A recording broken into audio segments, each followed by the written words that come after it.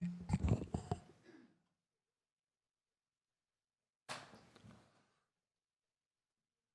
is 6 o'clock. We will call it Tuesday, July 28th, 2026, Faribault City Council to order. First item is a roll call. Heather. Councilmember Barnes. Here. Jumbuya. Here. Ross. Here. Rowan. Here. Sluse. Here. Hill. Mayor Spooner. Yeah. Second is pledge allegiance. Allegiance to the flag of the United States of America and to the republic for which it stands, one nation, under God, indivisible, with liberty and justice for all.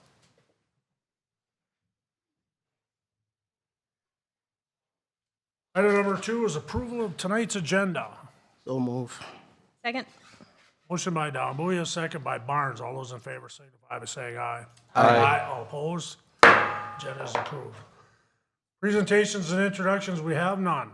Approval of the minutes of July 14th, 2026, and July 14th, 2026 special meeting, closed session. So moved. Second. Motion by Roan, seconded by Ross. All those in favor signify by saying aye. Aye. All opposed? Those motions are passed. Requests to be heard. We have one tonight. You have 3 minutes at the podium. Please come forward, state your name and address. Mike Cross.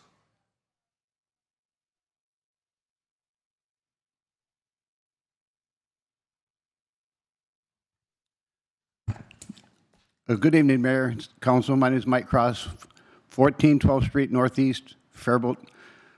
I'm a dad, I'm a citizen, and as of 2 weeks ago, I'm going to be a candidate for the school board. I ran 2 years ago off common sense, and I'm just going to give a little common sense to you guys. These guys here want answers on what's going on with the data center. I know you don't have them all, but you got some. Get from behind where you're at now, get with these people in a town hall where there's no Robert's Rules of Order, and talk to them and get them to feel comfortable.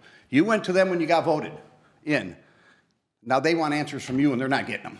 You're hiding behind stuff there. Thank you for your time. You.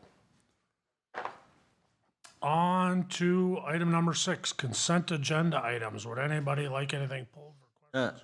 Yes, Mayor. I would like to pull items 6F and 6I. I'll second. Let's go ahead and approve 6A through 6E, G, H, J through Q. So moved.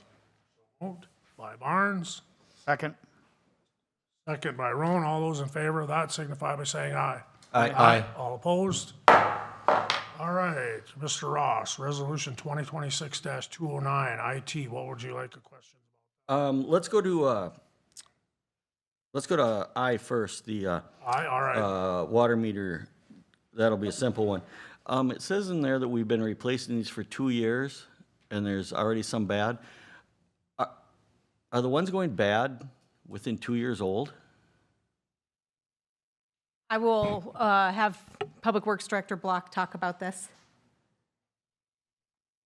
Thank you, Mayor, members of the council. The ones that we're replacing are ones that were not originally placed as part of when we started this process. They're not ones that are going bad. They're just ones that we did not get to when we started the project. Okay, so we're replacing old ones. It's not. Correct. Yep, we're just trying to finish up the last 6. All right, got it. Thank you. No more questions on that one, Mayor. Can we get a motion on that one? I'll make a motion to approve consent agenda item 6I. Second. By Ross, second by Vance. Aye. All opposed? All right, what's your question? 6F for the approval of the IT services contract. I feel this is a fairly big topic. It's a new topic that we haven't had a lot of experience with, so I'd like to move this to a work session. I'll second that. Okay, I have a motion and a second by Ross, seconded by Roan to move this to a work session. All those in favor? Aye. Aye. All opposed? Pull that one. on till next week. The next work session will be on, I think there will be a special work session potentially on the 12th or the 18th of August. All right. We're done with consent agenda items. Thank you. Public hearings, we have none. Items for discussion, Resolution 2026-210. Amending the internal loan for Viaduct Park. Kendra. Good evening, Mayor and members of the council. This is an item that we have been discussing, it's as high as it goes. We've been discussing now for several months. The Viaduct Park internal loan was originally issued with estimates based on what we believe the franchise fees would be coming in for that Parkland Fund. We have a couple years of history now showing that we are historically getting about $560,000. And so we're proposing extending the term of that loan from 10 years to 15 years so that the repayment schedule fits those franchise fee receipts. I've also proposed reducing the terms of the interest rate on that loan from 5% to 4.25%, which is the highest interest rate that we're receiving on any of the city investments at this time, and that is what that loan could be invested in the market at this time. Thank you, Mayor. I believe you answered my question, but I was wondering about lowering the interest rate but extending out the payback period. That's just to lower the overall total payment? Yeah, exactly. The recalculation exercise was really to say, the thing that we know is that we will have $560,000 in franchise fees for debt service, and this is the schedule that allows us to make those payments. Do we have any idea from the Parks Department? I mean, will these assets last 15 years without us having to replace them? You know, obviously the building, let's assume that will, but you know, the splash pad. I mean, are we going to have to rebuild this thing in 8 years, or? I think just want there's to going make to sure our be, assets match our. there's going to be some components, but on a yeah. $6.3 million project, you'll have some Right. components that won't have a useful life that end up being capitalized as part of the project. But the main components, the construction, the earthwork, the splash pad, yeah, we're looking at 50. I think building is 50 years on our. Yeah, the building. 50 on but buildings, you and I think 20 on the recreation piece of it. And I see Mark in the back shaking his head. It shouldn't be a problem, the life of the assets. all right, satisfies me. Thank you. So the interest rate that you're proposing, that's the lowest we could go by law, or is that just your recommendation? We could go lower, but when I picked that rate, I picked the most recent bonds that we invested city assets into and matched that rate. So if we didn't have the loan from the sewer fund, I could get that loan. The sewer fund could get that return by investing in bonds. Got it. Thank you. Other questions? Mayor Spooner, Yes. I'll make a motion to approve Resolution 2026-210. Second. Motion by Ross, second by Vansalus. All those in favor of Resolution 2026? Aye. All opposed? That passes. On to item B, Calvary Hill Commons. Vacation, preliminary and final plat and a variance. Planning Manager Harry Davis. Thank you, Mayor, and good evening, Council. The project in front of you is for Calvary Hill Commons. It's at 3105 Highway 60 West.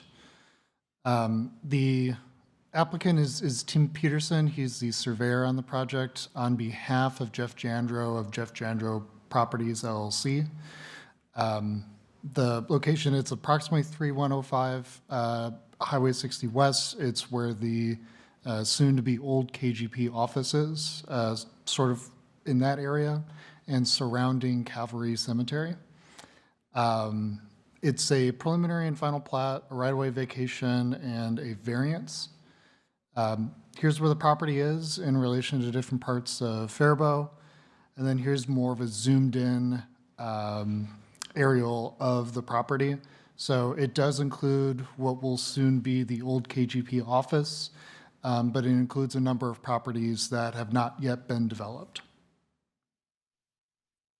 The three requests in front of you, the first one is to vacate some existing partially constructed right-of-way. So Calvary Drive is partially constructed as it goes past the cemetery, but it's not constructed going all the way to I-35, but its right-of-way goes all the way to I-35. So it would be vacating the right-of-way that's not used, which would then be replatted as a part of the preliminary and final plat process. So that part of the process does include replatting 3 parcels into 5 buildable lots, 2 stormwater lots, and then 3 outlots for future development. And then the third proposal in front of you is for variance. So our maximum dead-end street length for a new road is 650 feet. They're asking for 2,050 feet. So that variance is somewhere around 1,400 feet.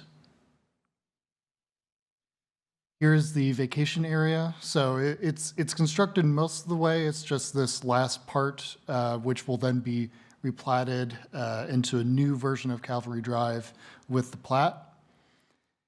On the left-hand side is the final plat. So all of the properties that are on the northern, I would say half of this plat area, those are all either existing developed, particularly the soon-to-be old KGP office, and then proposed to be developed as a part of this plat, this phase of the plat. Outlot C, Outlot D, and Outlot E. There's a weird part with Outlot E where it actually leapfrogs I-35, and so that's actually on the other side of the interstate, so that will be an unbuildable lot until someone can buy it and bring it into their property as a part of their development. But Outlot C and Outlot D, those would be future phases of this Calvary Hill Commons area. On the right-hand side is just how I'm measuring the variance distance. So it goes all the way from 38th, all the way along Calvary Drive to the proposed end of Calvary Drive, where there will be a temporary turnaround. In the future, the idea is that that street would then be extended even further to go down south. So just trying to help you guys understand that.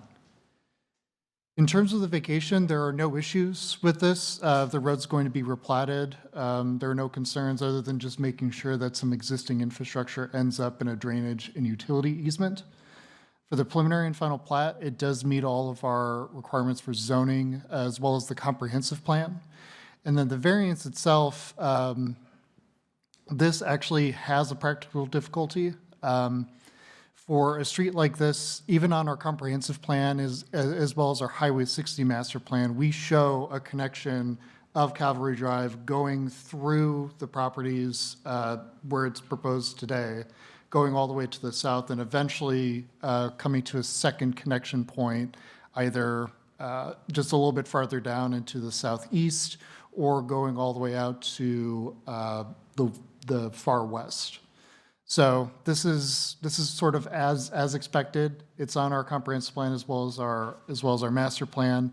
The fire chief does support the variance. He doesn't feel like that there will be any concerns providing emergency services to the end of the street. So, at least from staff's point of view, it does meet our comprehensive plan and zoning requirements. The Planning Commission did vote unanimously in support, and there was no public comment at the Planning Commission meeting. So the 3 items in front of you, the first one is to recommend approval of the ordinance. So that would be the vacation. Second one would be the resolution to approve the preliminary and final plat. And then the last one would be a resolution to approve the variance. With that, I'm happy to take questions. Thank you, Mayor. The road concerning the variance, that's going to be a public road, not a private road. Is that correct? Correct. Okay, thank you. That's it, Mayor. That's loose. Was up. What's the reasoning for the standard 650 feet for a dead-end road? Why is that length chosen by default? Right, so you're asking why is it limited to 650 feet? Yeah, so there are a number of things that kind of get baked into that. Part of that is the idea that if you had a number of lots that were on a dead-end street, there's a maximum in terms of fire code where they feel comfortable. I've seen fire chiefs say anywhere between 30 and 40 lots. If you have a 650-foot long road, you would be able to fit a bunch of residential lots on that. And so you might get close to 30. Fire code would then kick in anyway, but really, I think what I'm trying to get at is that the 650 is pretty close to what we would imagine would be the limitations anyway of what fire code would say is, any more than this, it's not safe. We don't feel like from the fire department standpoint that they can easily get back there in case there was an emergency. And is there going to be a cul-de-sac or a turnaround point at the end of the road? There'll be a temporary one, and then eventually in future phases where they'll extend it, there'll end up being probably another temporary one until the rest of that Highway 60 master plan area on the south side can be built out. Okay, thank you. Don't, So this is just going to be conventional housing, not high density? No, and I do apologize. This is a commercial and industrial subdivision. So this is in compliance with our comprehensive plan and our Highway 60 master plan, which both identify industrial and commercial in this location. Do we know what his intent is? Are we going to get yet another place to put storage units? I think the initial uses that are interested in this area would, one of them would be car sales, and I think another one would be a hotel. I believe the applicant is here and can speak to some of the intent behind having the subdivision now, but those are some of the initial uses that I know of. Okay, all right, I'm good with that, thank you. else? Mayor Spooner. Yes. I'll make a motion to approve ordinance 2026-10. Second. Motion by Ross, second by Barnes. This is an ordinance and will require a roll call. Councilmember Barnes. Aye. Tumbuya. Aye. Ross. Aye. Rowan. Aye. Ben Sluis. Aye. Mayor Spooner. Aye. That ordinance is passed. Resolution 2026-211, preliminary and final plots. Mayor Spooner. I make a motion to approve resolution 2026-211. Second. Motion by Van Sluis, second by Barnes. All in favor of the resolution signify by saying aye. Aye. All opposed? That resolution is passed. Resolution 2026-212. Owner, Yes. make a motion to approve resolution 2026-2. Second. Motion by Dambuya, second by Barnes. All those in favor of the resolution signify by saying aye. Aye. All opposed? That motion is also passed. On item C, resolution 2026-213, approval of a conditional use permit. And once again, Harry Davis. Thank you, Mayor and Council.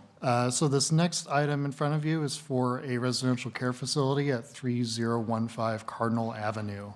So the applicant for this is Michael McHugh, and this is on behalf of Midwest Recovery with the consent of the property owner, Patrick Cashin, or Rick Cashin.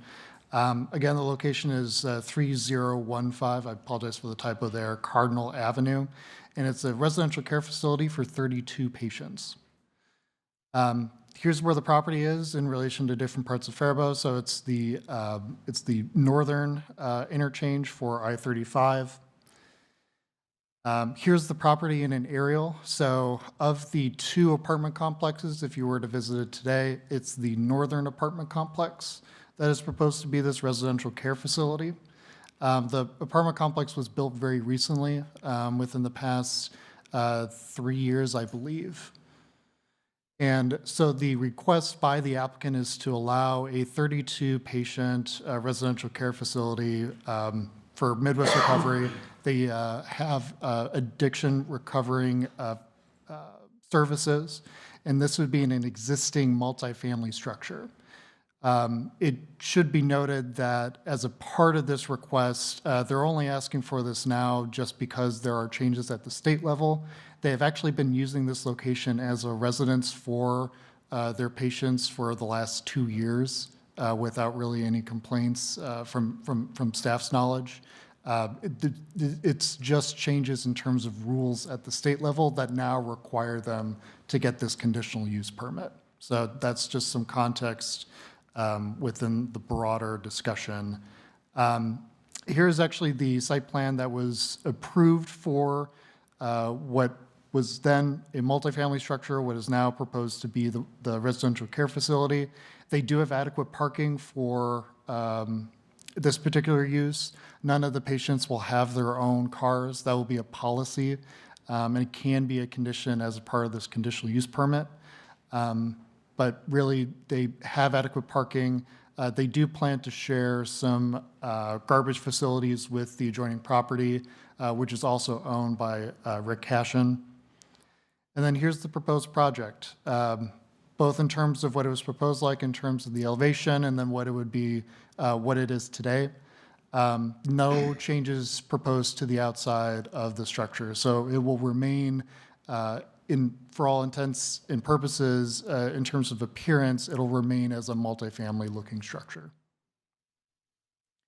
The conditional use permit, from staff's point of view, we do feel like that this actually does meet our zoning and comprehensive plan requirements. There's adequate parking. They are dealing with trash, and we've had no complaints on this particular use since they've moved in about 2 years ago.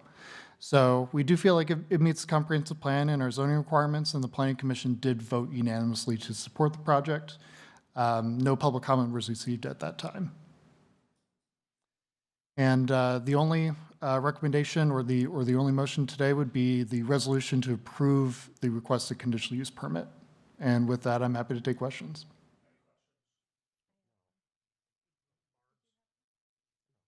Barnes? Mr. Davis, thank you. Was I reading this correctly? It looked like the clientele numbers were going down, and if that's so, was that based on the new state UP ordinance that the state had passed? Mr. Mayor, I'm not an expert in terms of the state laws regarding residential care facilities, so I don't know if that's a requirement from that. I know that there was a lot of discussion initially trying to make sure that they had adequate parking for this use at this location. And so I think that them actually reducing the number of patients on site is probably trying to make sure they can accommodate additional parking if they need it, without trying to impact or without resulting in some sort of impact on that multifamily structure to the south. Okay, and that's where I was confused because it sounds like the clientele aren't allowed to have vehicles. Correct. So I just needed clarity on that. Yeah. Okay, the CUP that the state ordinance had passed, was reading that there's certain things the city then will be allowed to do, such as the city could stop in and do an inspection, or if there was a planning concern, we could freely go to that property, not necessarily in it, but to the property and look at it. Do you know how long the CUP will be? Is this a 1 year or a 2 year? So this conditional use permit that we're granting here would actually run with the land as long as this use is at the property. Okay. As soon as the use goes away, say Midwest Recovery decides, hey, we're going to pull our people out, we're going to move to a different location, and then it goes back to, say, being a multifamily structure, then they would lose that conditional use permit at that time because it would switch back to a permitted use. So this runs with the land. Mm-hmm. In terms of the licensing requirements from the state, again, I'm not an expert. I don't know if they have people check in every year. My thought is that they probably do. Thank you for the clarity. It sounds like there will be potential expansion, which is great, so thank you. Mr. Davis, didn't we actually approve this like across the street like 4 years ago, and due to finances, not correct? Yes, very similar. All right, thank you. Okay, at this time, I'll entertain a motion. Mayor Spooner? Yes. I make a motion to approve Resolution 2026-213. Second. Motion by Barnes, seconded by Van Soos on Resolution 2026. Signify by saying aye. Aye. All opposed? That passes. Resolution 2026-214, approval of a variance. Once again, Harry Davis, this is your night. I promise this is the last time. Thank you, Mayor and Council. So this, this proposal in front of you is actually for a fence variance. The owner of the property is a Genio Turkey Store, so this is sort of going around their property, and the applicant is Michael Staben on their behalf. You know, it's the Jenny Turkey Store. I'm not going to go into exactly where that is. You know, here's the location map in terms of in relation to different parts of Faribault. Here's the property in question. And so the request by the applicant is to actually have a 8-foot tall fence that would go up to the property line, but then all around the entire 3 parcels that you see are highlighted on this image.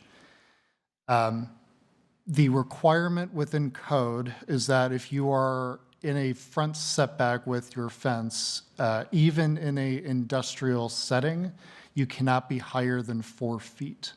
So the variance would actually be for 4 feet to go up to 8 feet. Here's the area that I've determined would actually be the front of the property. This is kind of a weird property in terms of it has maybe what you might consider a few different parts where you would enter it, what could be fronts.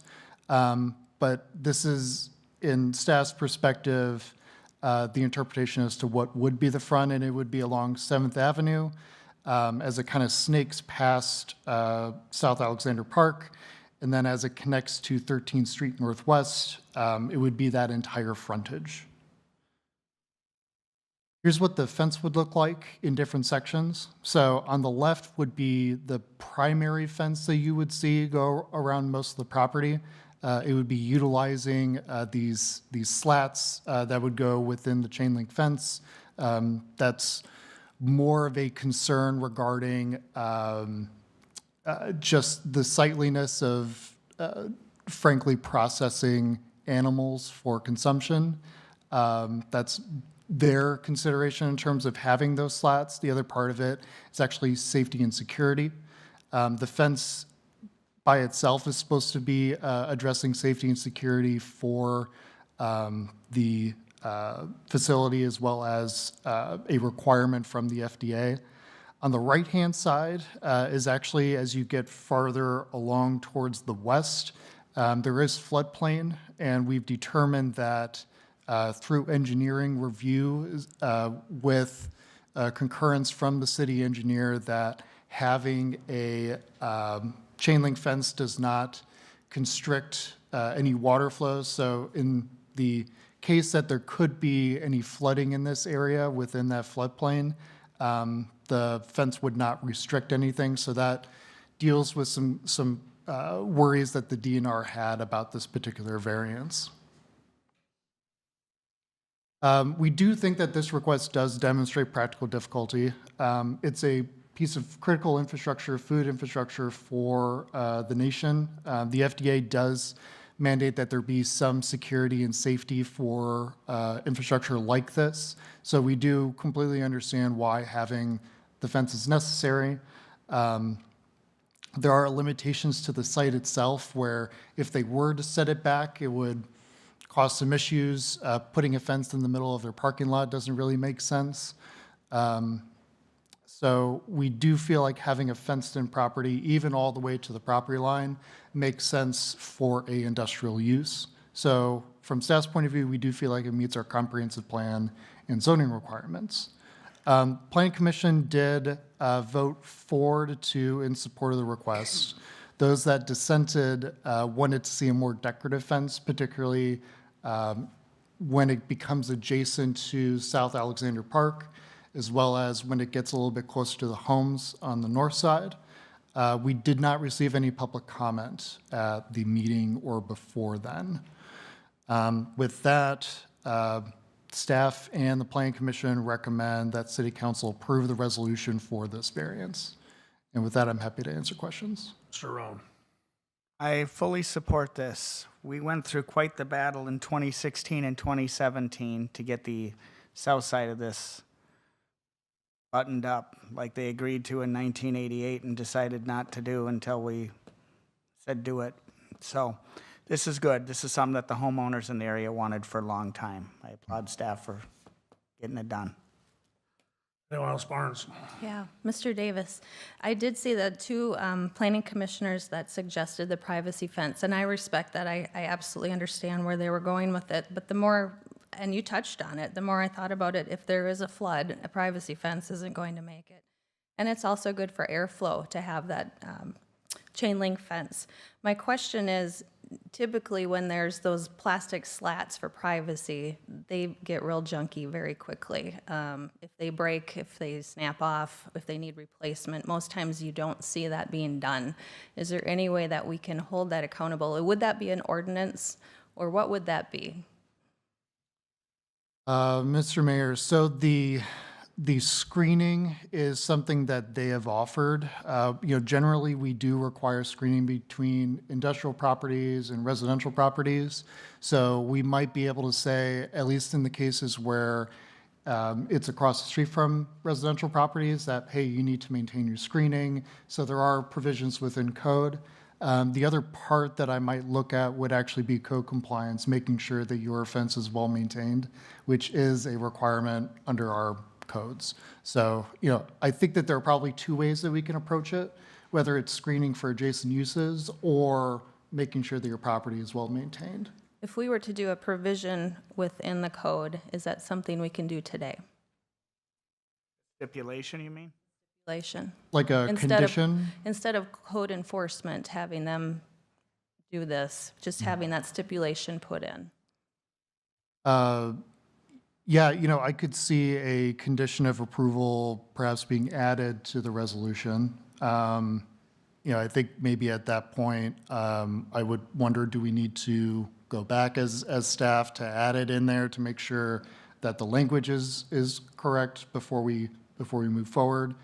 Is that? No, if we have a good understanding and the council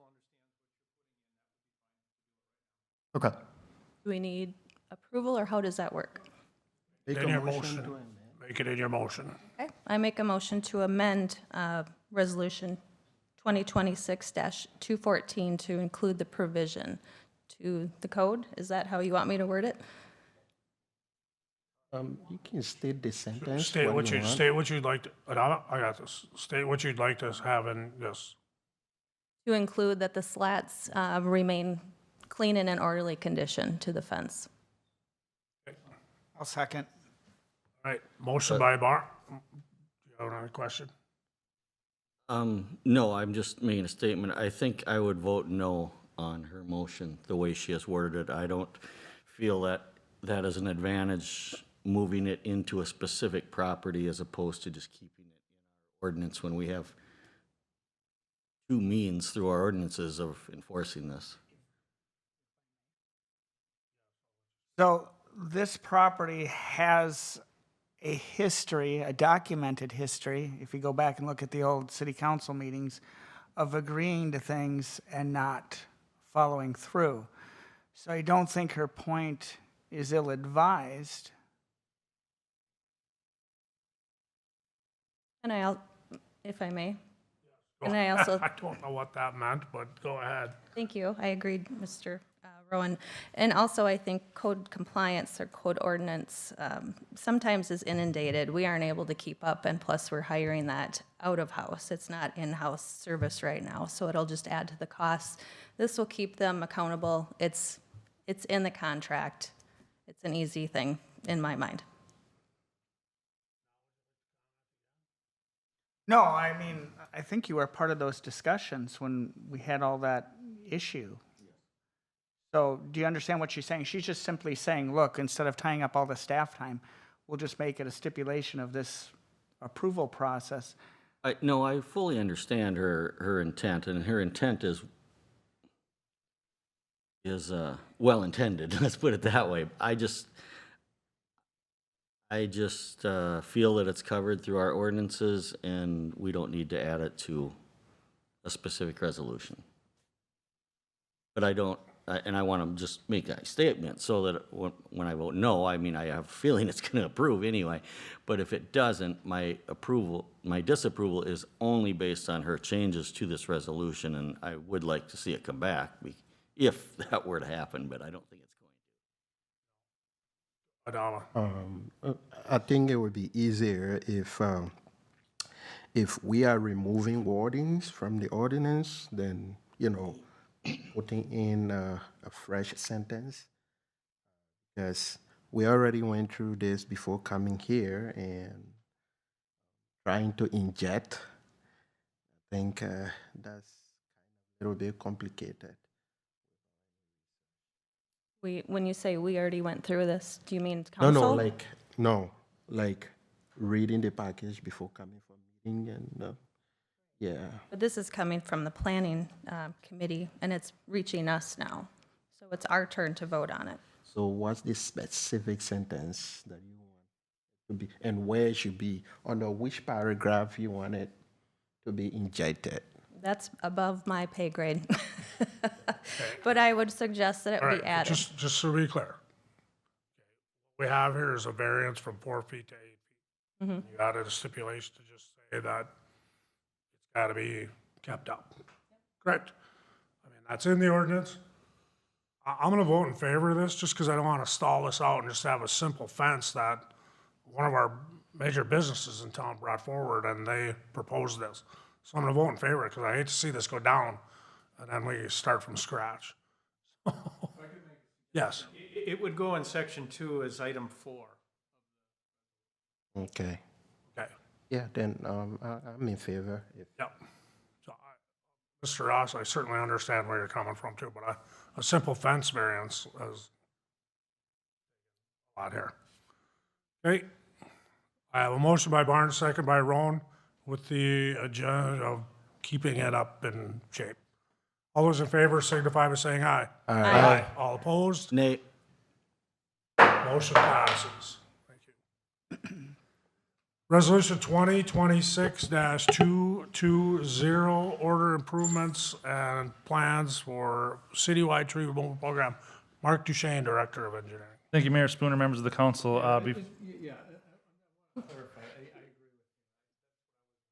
So Councilmember Barnes made a motion to amend the resolution. Now you need to vote on the resolution as amended. Oh, okay. I think that makes the most sense. All right. Yep. It could be read both ways, but I think the city administrator is most correct on All this, right. yes. And we'll make it, Martin's as amended, seconded by Roan, Correct. So it's a new, this is Now a you new would- motion So now in we a make a second. motion to approve. to Yeah. approve. Yep. Yep, I make a motion to approve. Second. as amended. As Motion by Ross, No. motion by Roan, second by Barnes, Barnes. over a fence ordinance. All those in favor signify by saying aye. Aye. All opposed? Nay. It's incredible. We're on to resolution 2026-220, approval and plans for bids. Mr. Mark Duchesne, Director of Engineering. Please keep it simple for me tonight. Thank you, Mayor, members of the council. Before you tonight is year 2 of the citywide tree removal program. We did this first of all last year in 2025. We're back again this year. This year we had 73 properties respond to the interest out on the internet and on the city website for a total of 154 trees to be removed. A reminder, these are voluntary assessments where the city will put out a contract for the tree removal. We'll get bids for each tree to be removed. Once we have those bids, we will put together a voluntary assessment agreement for each of the property owners, and then at that time, they can elect either move forward with the project or decline and find a way to remove the trees on their own. The benefit of doing it through this city program is that we fund all the upfront costs to have the trees removed, and then we specially assess the cost for the removal to each property owner over a 5-year term at an interest rate that'll be set in the fall based on where our current bonding rates are at that time. So if there's any questions, I'd certainly answer them. One reminder, this is one of 2 programs this year. We will be back probably in the first meeting in August with the Relief Grant Program.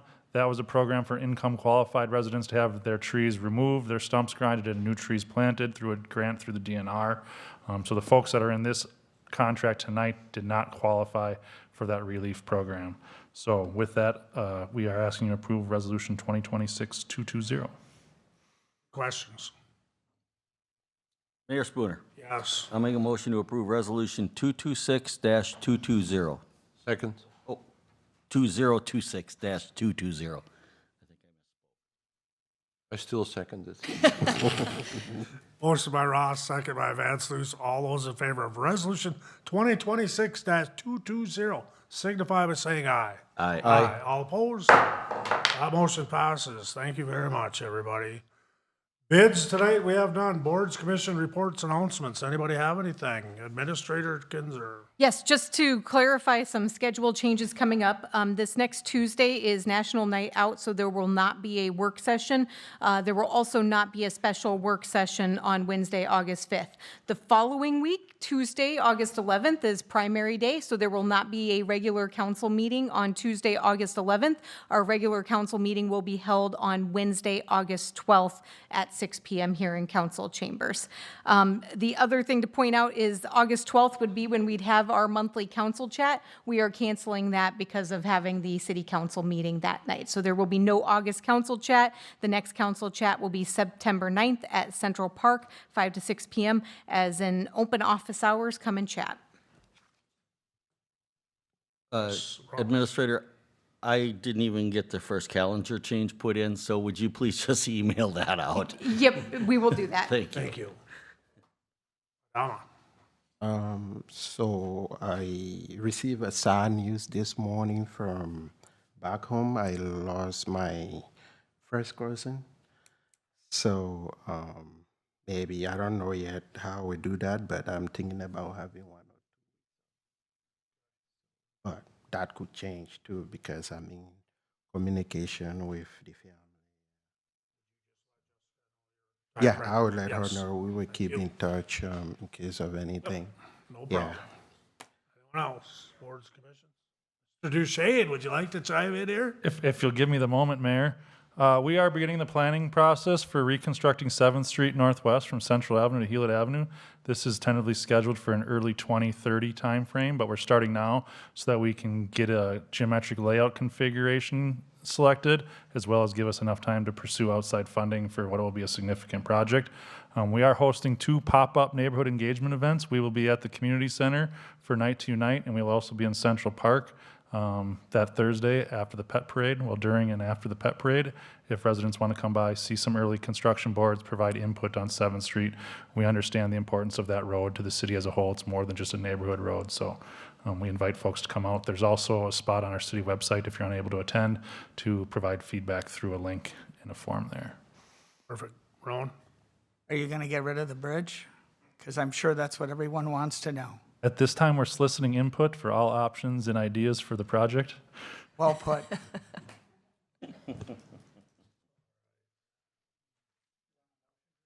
You betcha. Make a motion to adjourn? Second. Motion by Ron, second by Don Bouya to adjourn. All those in favor signify by saying aye. Aye. All opposed?